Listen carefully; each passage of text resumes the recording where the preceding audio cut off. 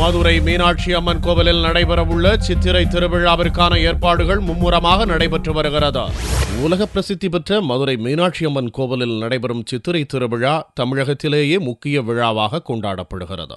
இங்கு நடைபெறும் சித்திரை திருவிழாவிற்கு தமிழகம் மட்டுமின்றி நாடு முழுவதும் இருந்து பக்தர்கள் வருவது உண்டு. இந்த ஆண்டு திருவிழாவிற்கான கொடியேற்றம் கடந்த 7ஆம் தேதி வேத மந்திரங்கள் முழங்க நடைபெற்றது.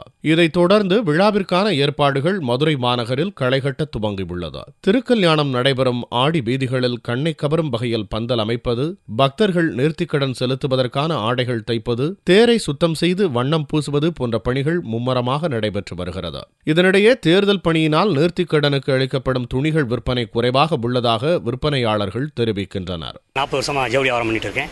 இந்த சித்திரை திருவிழாவை முன்னிட்டு அழகருக்கு வேணுங்கிற திரி, சாட்டை, கம்பு, அருவா சம்மந்த பொருள் அனைத்தும் நம்ம கடையில் நிறைய கிடைக்கும். பக்தர்கள் நிறைய நம்மகிட்ட வாடிக்கை வந்து வாங்கிட்டு இருக்காங்க. சித்திரை திருவிழா முன்னிட்டு அந்த வியாபாரம் அதிகமாக நடக்கும். இப்போ இந்த ஒரு 15 நாள் நல்ல சீசன் நடக்குது சார். எலெக்ஷனால கொஞ்சம் டல்லாக இருக்குது. எலெக்ஷன் கொஞ்சம் நல்லா விறுவிறுப்பாக நடக்கும். சித்திரை திருவிழாவுக்காக தென் மாவட்டம் 18 பட்டியிலிருந்து இந்த ஊரில் எல்லா மக்களும் இங்கே வந்து ஆற்றுல அழகு இறங்குறத வந்து பார்க்க வந்து இது வந்து போட்டு தண்ணி பிச்சுவாங்க. வேற எங்கேயுமே கிடைக்காது. இது இங்கே புதுமண்டபத்தில் இதுக்கு கிடைக்கும். இந்த தேர்தல் வந்ததுனால இந்த மக்கள் நடமாட்டம் வந்து கொஞ்சம் கம்மியாக இருக்கிறதுனால வியாபாரம் கொஞ்சம் கம்மியாக இருக்குது. ஆனால் நாங்கள் வந்து தேர்தல் முடிஞ்சு வியாழக்கிழமை நல்லா இருக்குன்னு எதிர்பார்க்குறோம். மேலும் கள்ளழகர் ஆற்றில் இறங்குவதற்காக செயற்கையாக சிமெண்ட் வாய்க்கால் அமைப்பது மற்றும் செம்மண் பரப்பி ஆற்றை சுத்தம் செய்வது போன்ற பணிகளில் பணியாளர்கள் மும்முரமாக ஈடுபட்டுள்ளனர். முக்கிய நிகழ்ச்சியான கள்ளழகர் வைகை ஆற்றில் இறங்கும் வைபவம் வரும் 18ஆம் தேதி நடைபெறவுள்ளது.